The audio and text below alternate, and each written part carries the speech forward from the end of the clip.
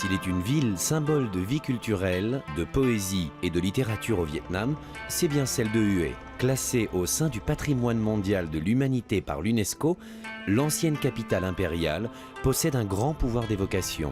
Le rythme y est plus paisible qu'ailleurs. La rivière des parfums y trace des promenades romantiques et les vestiges de tombeaux royaux y rappellent une brillante civilisation. Les tombeaux de la dynastie des Nguyen, qui régnèrent sur le Vietnam de 1802 à 1945, ont été construits le long de la rivière des parfums. Le tombeau de Minh Mang a été dessiné pour se fondre harmonieusement dans le paysage.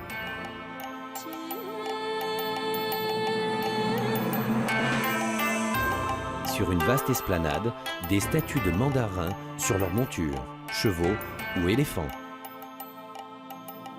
Dans ce pavillon de la stèle, la représentation de l'histoire d'un roi. Plus loin, le temple qui lui est dédié et enfin son tombeau. La tour du drapeau, avec son mât d'une hauteur de 37 mètres, signalise l'entrée de la ville impériale. Elle s'est construite entre 1805 et 1832 et comprend 3 enceintes autour d'un même axe, nord-sud. L'enceinte de la citadelle s'est inspirée pour ses remparts des fortifications de Vauban. Celle de la cité impériale compte 4 portes. La plus célèbre est la porte Ngo Hang, qui servait exclusivement de passage à l'empereur.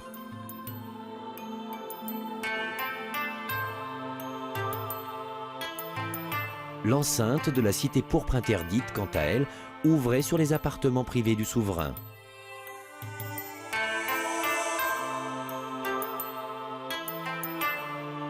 Cette maquette figure la ville impériale dans son état d'origine.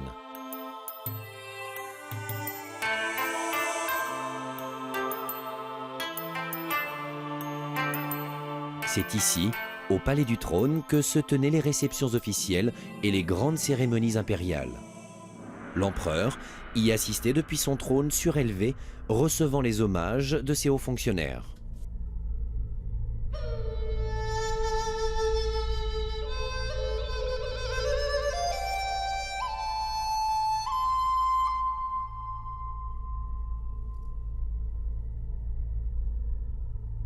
Chaque roi de la dynastie des Nguyen est célébré dans ce temple. Chacun a son autel.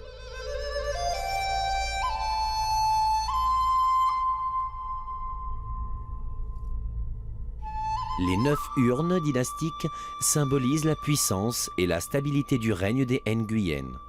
Chacune retrace la vie d'un souverain.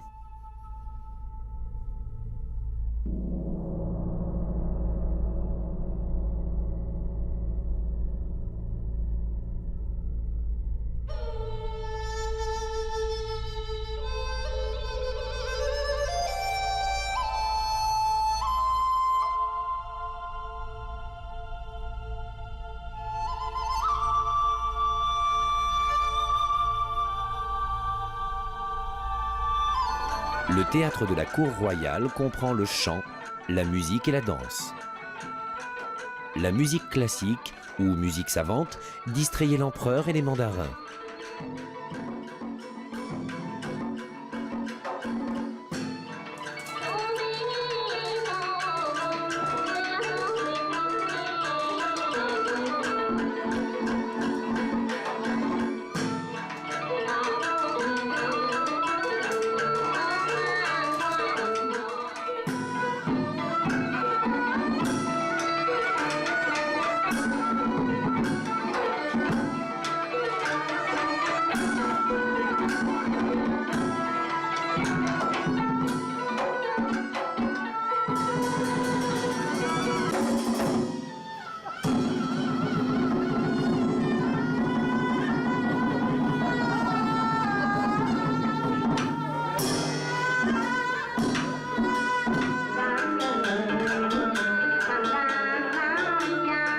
La musique de chambre classique, originaire du centre, est le Kue.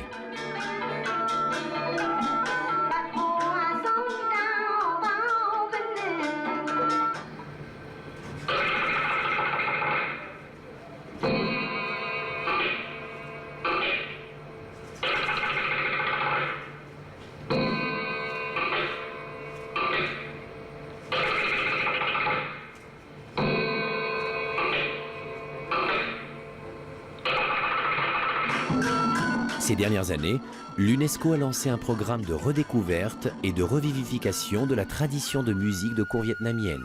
Lorsque l'on quitte Hue en direction de Da Nang, qui se trouve à un peu plus de 100 km de distance, on emprunte la route mandarine et on passe le col des Nuages. Ce col, qui se trouve à 496 mètres d'altitude, doit son nom au fait qu'il est souvent perdu dans les brumes. Il offre un panorama montagnard spectaculaire.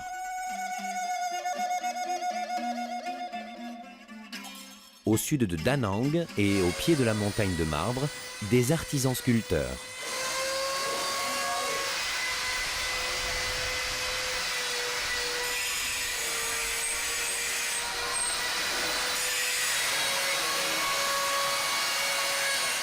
La montagne de marbre est en fait un ensemble de 5 sommets. Les Vietnamiens y voient les 5 éléments de l'univers: l'eau, la terre, le feu, le bois et le métal. Le plus haut de ces sommets est creusé de grottes où ont été installés des sanctuaires bouddhiques.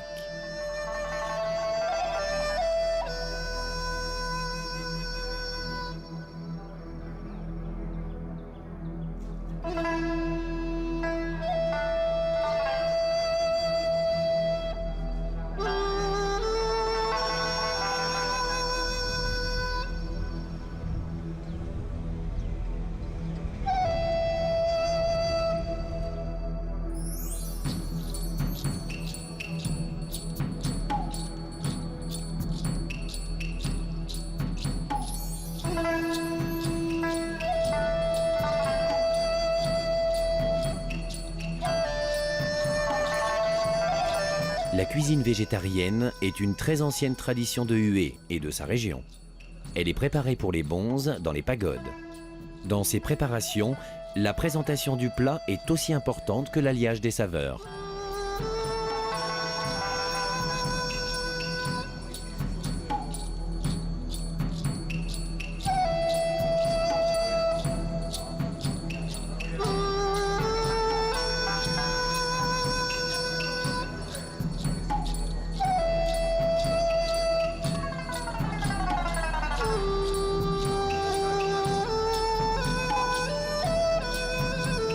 À 30 km au sud de Da Nang, la ville portuaire de Hoi An, autrefois appelée Phay Pho.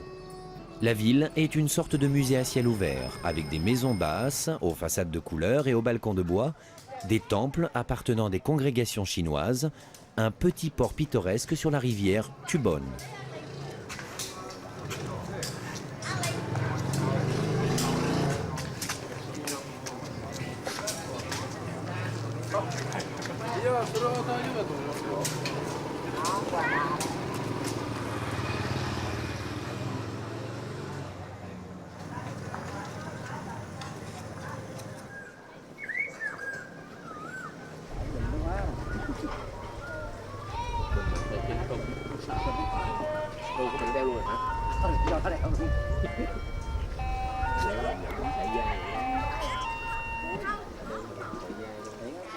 Le marché de Hoi An est riche en poissons frais.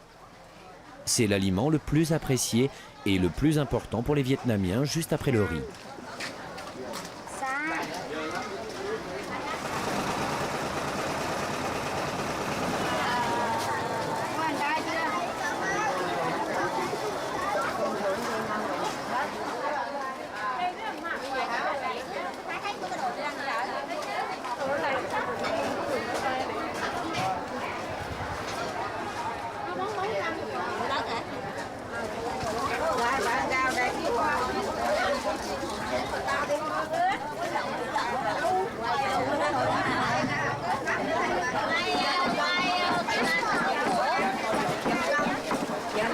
Sơn này dán được và thay nhẹ dán được và con dùng.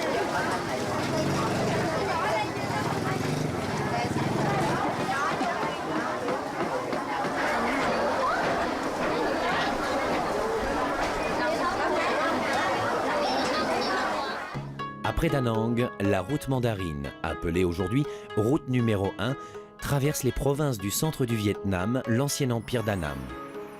Sur la route qui sillonne entre mer et collines, les voyageurs peuvent faire étape sur les plages, dans les petits villages de pêcheurs ou même en pleine campagne pour y saisir le rythme de la vie quotidienne.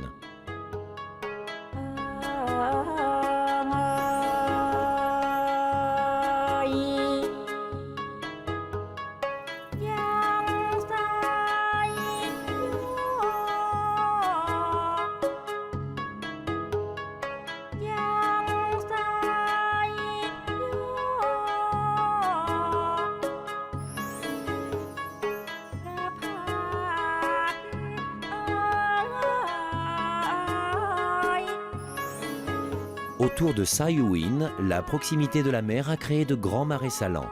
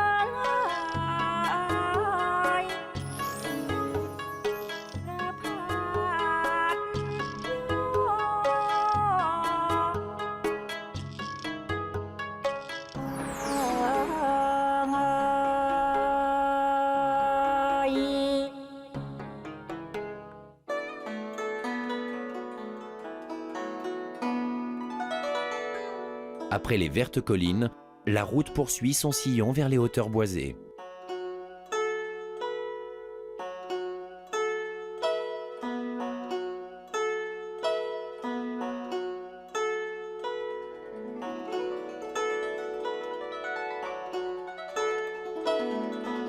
Dans cette région de l'Annam, bien avant l'établissement du protectorat français, s'étaient établis les premiers missionnaires français, comme Alexandre de Rhodes, l'inventeur de l'alphabet vietnamien. Ce dernier débarqua à Qui Non avant de pénétrer à l'intérieur du pays. Au fond d'une baie dominée par un amphithéâtre de montagne, la ville de Qui Non. Nha Trang est la plus belle plage de tout le Vietnam.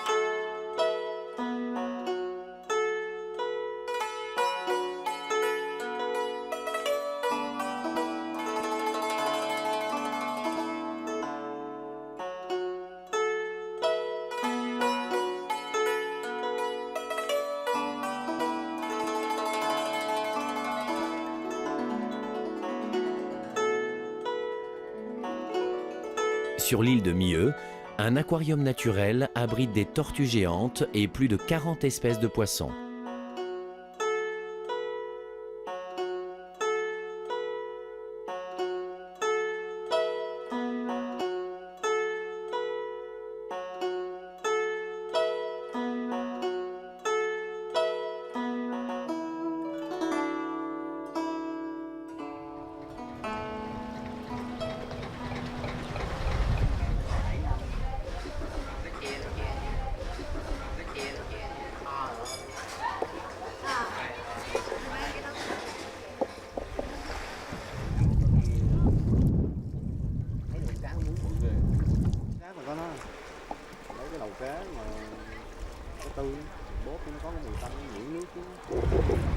Nha Trang, avec ses eaux turquoises, est une destination idéale pour les amateurs de plongée, de pêche et de chasse sous-marine.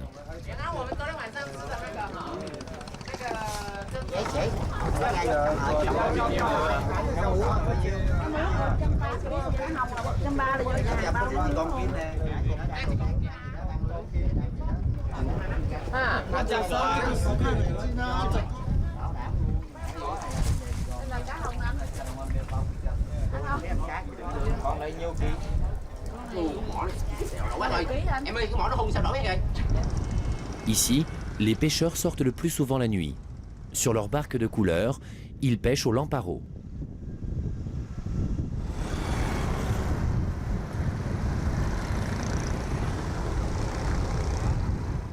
Ces tours Ponagar ont été construites à l'époque Cham, du 7e au 11e siècle, sur un lieu de culte hindou du 2e siècle. La tour nord, haute de près de 23 mètres, est exemplaire de l'art Cham avec sa forme pyramidale. Aujourd'hui, bouddhistes chinois et vietnamiens viennent s'y recueillir et faire des offrandes, chacun selon ses traditions.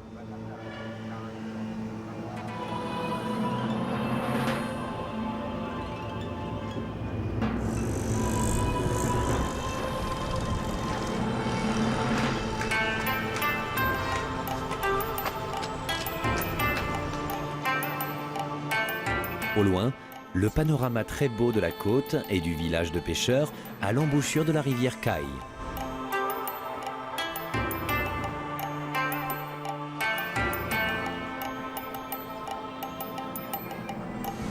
Les hauts plateaux du centre du Vietnam constituent de grandioses décors. Réputée pour son climat tempéré, la région est parcourue de cours d'eau, de lacs et de cascades. De nombreux groupes ethniques y vivent.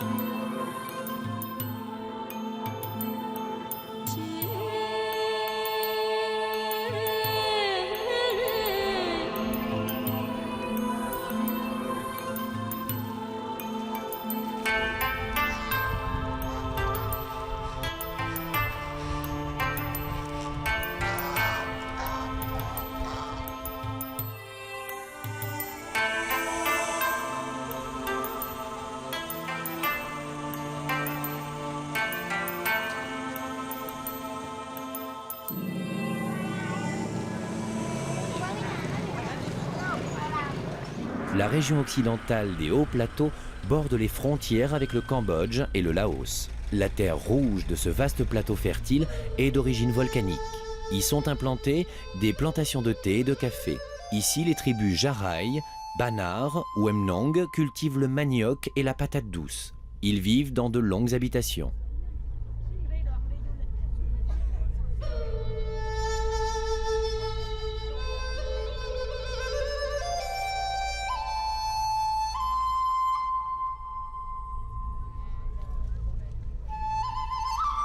Dalat, qui se trouve à 1500 mètres d'altitude, fut fondé par le docteur Yersin en 1897.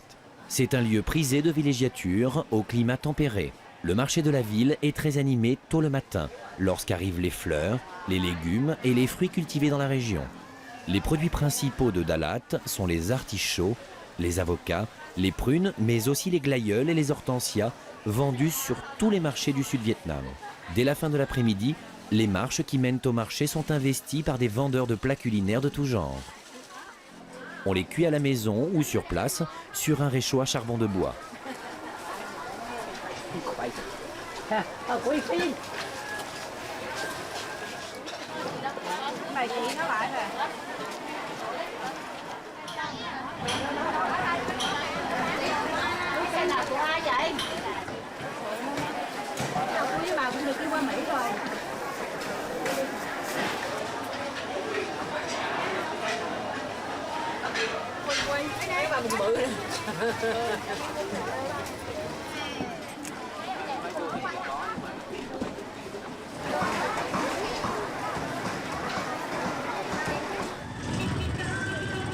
Le centre-ville reste animé le soir avec le cinéma et les spectacles musicaux.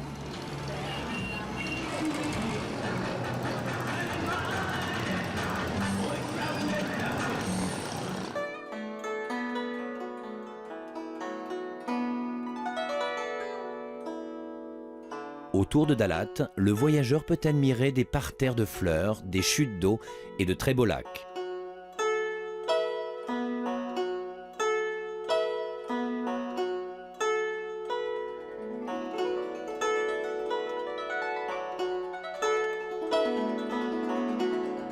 À Phan Thiet, le tourisme est roi et joue aujourd'hui un rôle prépondérant dans l'économie locale. Hôtels de luxe, piscines, tennis, golf et plages privées y accueillent de nombreux étrangers.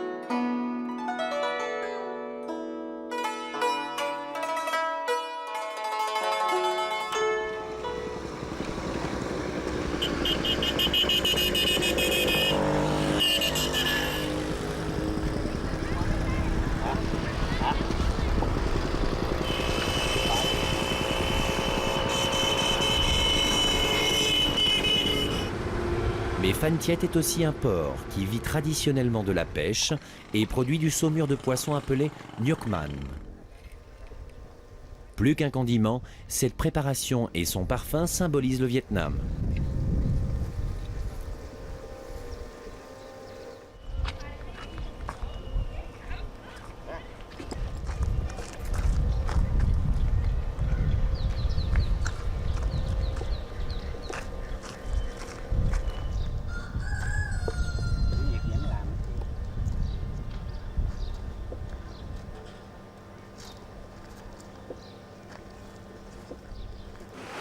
Près du village de pêcheurs, la plage de Mui Ne.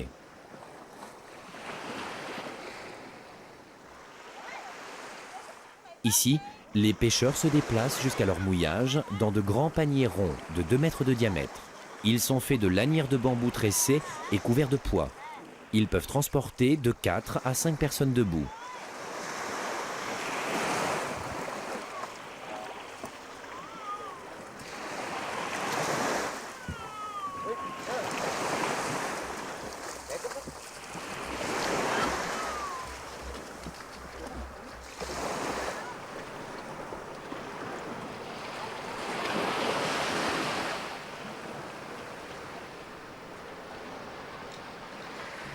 Mui Ne est également connu pour ses dunes sculptées par le vent.